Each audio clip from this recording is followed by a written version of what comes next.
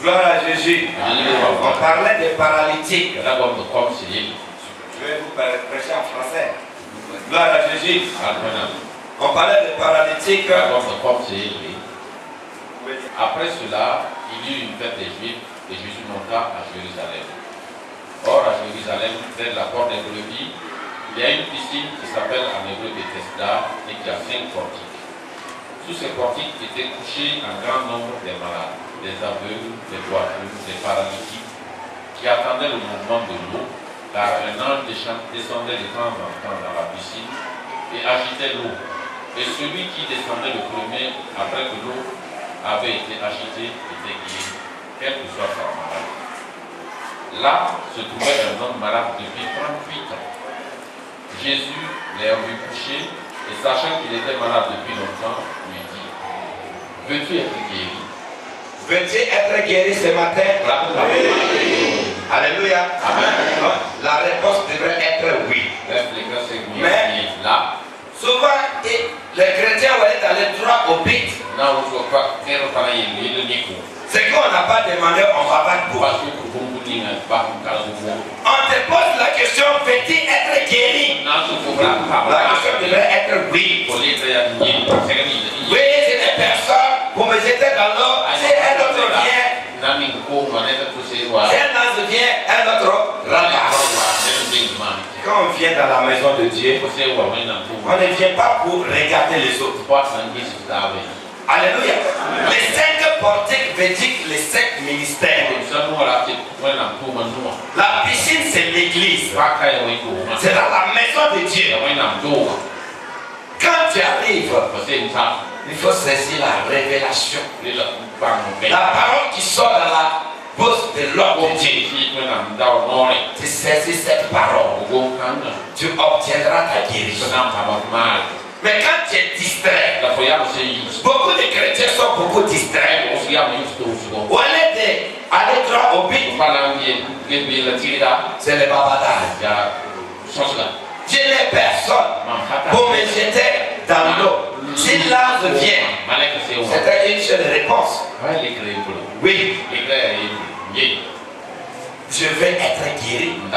Ce monsieur est resté 38 ans de paralysie. C'est pas 38 jours, ni 38 mois, ni 38 heures, mais 38 ans.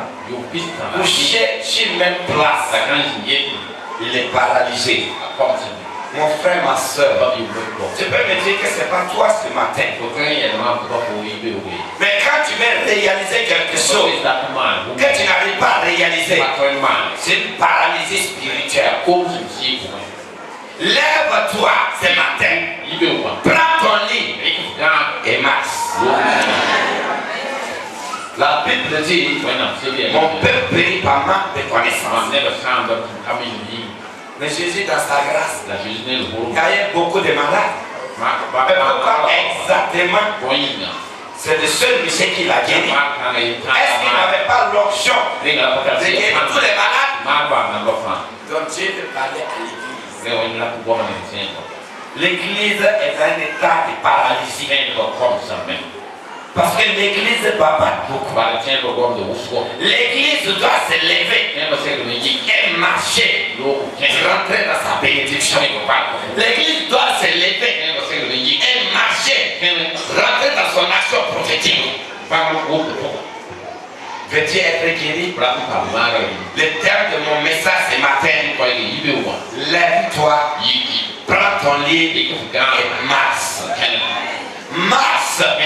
Tout ce qui ne va pas dans ta vie, tout ce qui ne marche pas dans ta vie, doit marcher dans le nom de Jésus. Lève-toi, prends ton lit et marche.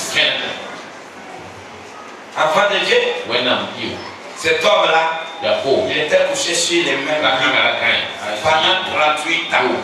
Quand il s'est levé maintenant, il a pris son lit, il a commencé à marcher. Il dit pauvreté, je marche chez toi. L'échec, je marche chez toi. Maladie, je marche chez toi. Malédiction, je marche chez toi. Célibat, je marche chez toi. toi. Dieu nous a donné l'autorité de marcher sur toutes choses. Sur la terre. Jésus lui demande, lève-toi et marche. Mon frère, ma soeur, à partir de maintenant, s'il y a une paralysie dans ta vie, à partir de maintenant, lève-toi, prends ton lit et marche. Ça veut dire que prends la situation que tu vois, marche dans le nom de Jésus. Tu obtiendras ta guérison, tu obtiendras la libération, tu obtiendras la libération. Ma Bible dit, on peut périr par manque de révélation. Tu vas marcher. Dieu dit que le projet que j'ai pour toi, tu sois dans les volets. Dans la Bible, dans Hébreu 9 à partir du verset 16, la Bible déclare qu'à là où il y a un testament, il est nécessaire de prouver celui qui a établi un testament est mort. Jésus a établi un testament de vie pour que tout marche dans ta vie. Jésus est mort, il est ressuscité, son testament est valable, que tout va marcher. Mais le diable aussi a établi un testament de maladie, de malédiction familiale. Quelque chose que tu as entreprendre ne marche pas. Si tu veux que son testament doit marcher dans ta vie, donc oui. Alléluia. Mais quand tu connais que tu n'es pas distrait, que tu sais que Jésus est mort sur la croix, il t'a donné l'autorité. Moi aussi j'étais paralysé. Je ne savais pas lire et écrire. C'est une paralysie spirituelle. Mais un jour j'ai écouté la révélation de Dieu. Je me suis levé et j'ai dominé. Et j'ai marché et j'ai béni. C'est ça qui me conduit dans le monde entier pour aller proclamer la parole avec l'autorité et vie, et victoire et succès. Gloire à Jésus. Tu ne viens pas à l'église pour dire aujourd'hui qui va rendre témoignage. Il faut que tu dis que les autres de mon témoignage aussi c'est vrai. C'est au pouvoir. Mais le monsieur est venu, on lui demande, veux-tu être guéri? Il est préoccupé par les autres. Il est préoccupé pour s'occuper de la vie des autres. Quand on vient dans la maison de Dieu, on ne s'occupe pas de la vie de quelqu'un. On vient, on doit s'occuper de notre situation. On vient, on doit s'occuper de notre maladie. Cet homme-là, il dit, veux-tu être guéri? Est-ce que j'ai quelqu'un même pour me jeter dans l'eau? Quand je vais me lever pour tomber dans l'eau, quelqu'un d'autre vient et puis il rentre avant moi. Toi, tu faisais quoi? Parce que tu es là, c'est le tour de qui aujourd'hui? Et quand tu dis que c'est mon tour. Souvent on croit que c'est le tour des autres. Mais c'est ton tour aujourd'hui, mon frère, mon frère. Il faut dire que c'est mon tour. Et je dois rentrer dans la révélation. Je dois rentrer dans la révélation. Je dois rentrer dans la révélation. C'est mon tour ce matin. C'est mon tour ce matin. Et je marche sur la situation. Cette situation l'a traîné depuis des années. Est-ce que où tu es ta position là, tu aimes ça? Si tu n'es pas donc, à partir de maintenant, à partir de là où tu entends ces messages, tu dois dire que ces messages s'adressent à moi. Je me lève et je marche. Je marche sur la situation qui m'a traîné depuis des années. Depuis 38 ans, il y a beaucoup de gens qui ont 38 ans ici. Il y a beaucoup de gens qui ont plus de 38 ans. Mais il y a des choses que tu veux réaliser, que tu n'arrives pas à réaliser, paralysie. Mais je vais te dire ce matin, avant que tu ne sors là, tu vas te lever et tu vas marcher sur la situation. Au nom de Jésus, tu vas marcher sur l'échec, tu vas marcher sur le célibat, tu vas marcher sur la maladie, tu vas marcher sur la maladie.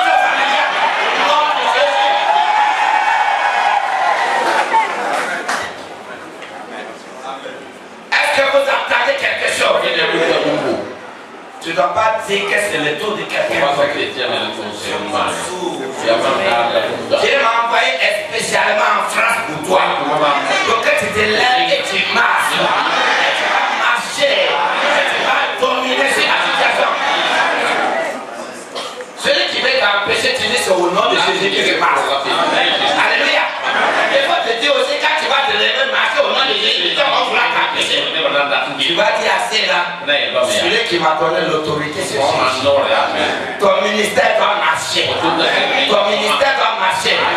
Jésus a dit quoi? Et vous serez mes témoins à Jérusalem. Jusqu'à aux extrémités de la terre. Ton ministère doit marcher ici à Ouagadougou. Et ça va marcher dans les autres pays. Alléluia. Ton ministère doit marcher partout. Dans tous les domaines. Ton nom doit être grand partout dans les nations. Dans le nom de Jésus. La Bible dit qu'il nous donne des nations pour les Alléluia. Amen. Depuis que cet homme s'est levé, il a marché, il est devenu important dans sa vie. Gloire à Jésus. Pendant 38 ans, il a cherché sur le même côté. C'est-à-dire qu'il n'espère même plus au miracle. Mon frère, ma soeur, même si tu n'espères pas au miracle, tu verras ce miracle ce matin. Nom de Jésus. Nom de Jésus.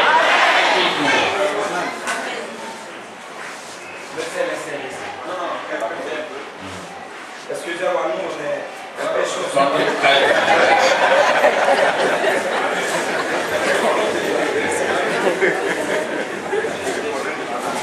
Gloire à Jésus. On dit Jésus passait le cinq portiques. Pierre a fait les mêmes miracles devant les cinq portiques. Alléluia. Pourquoi toujours les cinq portiques? Ça veut dire que les cinq ministères dans l'église. Vous m'entendez? Les cinq ministères dans l'église. Cet homme-là, il était parmi la parole. Il cherche encore hier. Or, il est devant la guérison. Il n'est pas capable de rentrer dans la guérison. Il devrait se lever seulement et marcher. Dieu a tout fait pour toi.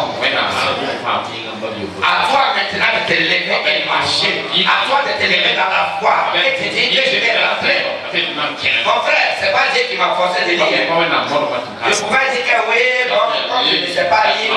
La première fois que Dieu m'a envoyé, un jour j'ai prié à 5 h du matin, Dieu me montrait depuis Abidjan. Il dit pas presser dans tout Abidjan. Je dis, tu veux dire quoi? Les gars rentraient dans Abidjan, là, promener dans tout Abidjan. Gloire à Jésus. Alléluia. Et j'étais dans mon atelier de couture. Alléluia. Je voulais courir. Un jeune qui s'est sorti. Il est venu me dire, il dit, bon, par exemple, aller évangéliser les prostituées. Je dis, tu vas aller dans les maquis et évangéliser les prostituées. Il m'a dit, mais tu te prends un biscuit, tu te mets à prêcher les prostituées, perdre. Donc ça est tombé chez moi. On m'a envoyé ici, je voulais aller payer fourniture, tu ne peux pas bouger. Donc je suis descendu chez moi. Je ne peux même pas marcher. Je me suis levé, je suis allé à l'autoroute. Dieu me dit, il y a un bus qui vient là, c'est pas ça, l'autre qui vient là, c'est ça. Je monte dans le bus, je ne peux pas marcher. J'arrive, je suis descendu, quelque part, il y avait un monde plus de 300, 400 personnes. Je ne sais même pas où je me trouvais, c'était à Cocody. J'étais à l'université. Je ne savais même pas où j'étais. Il pleuvait le jour là. Une jeune fille vient vraiment, j'ai demandé, venez, elle est venue. Je dis, je vous salue dans le nom de Jésus, elle a couru, elle m'a quitté. Donc ça a activé quelque chose en moi. Je dis, Seigneur, ouvre-les, ouvre leur entendement pour qu'ils puissent voir. Il y a un jeune qui dit, mais d'où viens-tu toi là? Où tu viens là? Nous on est des étudiants, on est des intellectuels. Nous on voit déjà clair. Alléluia. Et l'option qui est descendue chez moi, je l'ai écouté. La connaissance que vous avez acquis vient d'un homme, l'homme illimité. C'est que je viens vous parler vient de la part de Dieu. Les voix de Dieu sont insondables.